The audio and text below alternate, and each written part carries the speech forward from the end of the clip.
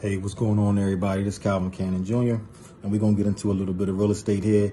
A lot of people have been asking about it for me to open up, be a little bit more transparent in some things that I've been doing. My years and experience in real estate, been doing it since 91, so you asked for it, so here it comes. But before we get started in this video, I want to tell you that this video is sponsored by Millionaire Mentality. So get over to the Executive Life page and order some of your product. All right, so look. We're going to get right into it. I'm not going to waste too much time because I know that these videos can be long sometimes when people put videos up and people's attention span is just isn't there. So first thing we're going to get into, and we're going to talk about a whole lot of stuff within these next few weeks coming along. We'll try to get some videos out on a daily basis, definitely on a weekly basis, and try to give you some trinkets and different tips and pointers. But first thing up is know your business. You know what I'm saying? Like, you want to know, is this really what you want to get into when it comes to real estate? Real estate is not for everybody. It's not for the weak. It's not for the emotional. You know, real estate is about a non-emotional league that you can do and make money residual for yourself and for your family. But you can't have emotions tied to this. This is not something that if you see something that you have to treat it like it's your personal own and you can't let it go. So you have to understand that first things first, get your emotions out of the game. Any type of business, get your emotions out of it. Business is not for emotions. That's first and foremost. Second thing is that I know you got a lot of gurus out here. You got a lot of people out here preaching real estate, teaching real estate, selling you instructions, selling you blueprints, selling you all types of different things. Everybody instructions don't work for you.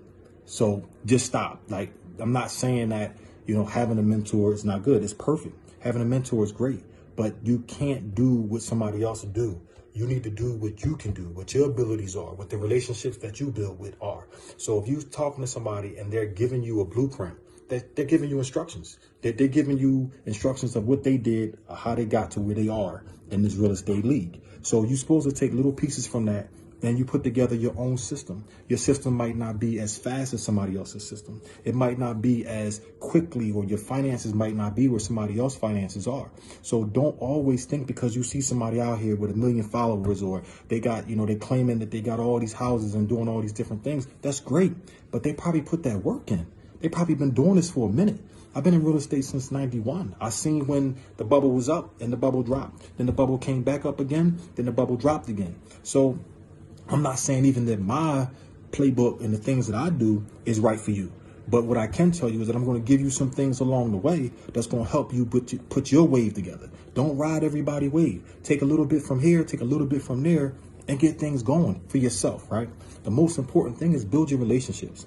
So know what you want to do. You can't ride what somebody else is doing. All you can do is advise, ask questions. When you're a mentor, become that mentor. You know what I'm saying? If you're a mentee, become that mentee. Don't try to do both, because you're not going to have the time, the energy, and the finances and the resources to do both. So if your mentor is teaching you some things, again, ask them, like, listen, if I'm a student of the game, then there should be some type of apprenticeship. And we're going to get into that too as well. Like, everything isn't always about you having to pay. Sometimes your mentor should have you along, and maybe you can put some of that sweat equity in and learn the game hands-on versus getting a pamphlet and reading. Look, that's for another video. So right now, I just want to focus on get your mind straight. Get everything that you want to know about real estate before you get into it. Start doing your research. Start asking around. Read some books. Pull up YouTube University.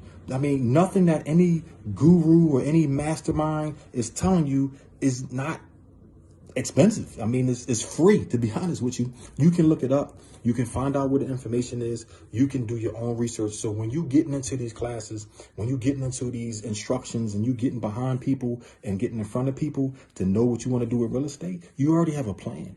You know, you're not going in there blind. When you go in there blind, you're going to spend your money and you're going to come out of that with nothing, because you're going to get confused. 50% of what you learn inside of a class, you retain. The other 50% you lose. So you have to know where you want to go inside of this real estate thing, right? Stay tuned. We're going to touch on some things like that on a daily basis. If you have anything in particular that you want to hear about, or anything that you in particular that you have a move coming up and you're not sure how to handle it, especially with this crisis that's going on right now, your plan's got to be bulletproof. From this point moving forward, every move you make has to be a strategic plan to move. It's like chess. It's not checkers, right? And it's not hard to do. All you have to do is take your time, talk it through, plan it out, write it down, put your pieces in order, and then execute.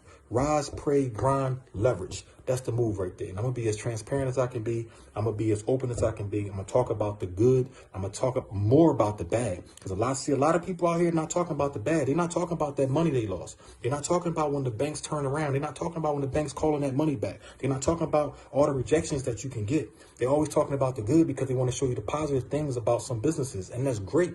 But there's a lot of downhills with this. You know what I mean? Like, I've been to the sheriff sales, sheriff auctions, tax liens, foreclosures, DEA sales, wholesale deals. I've been there. Landlord, tenants, evictions, licensed realtor, dealing with brokers. I've been there from 91 to today. I'm still doing it.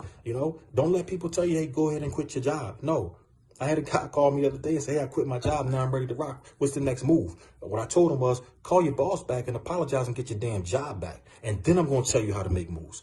All right. So stay tuned. Hit them notifications. Follow along. And I'm going to give you exactly what you need. Transparency. No BS. Truth is proof.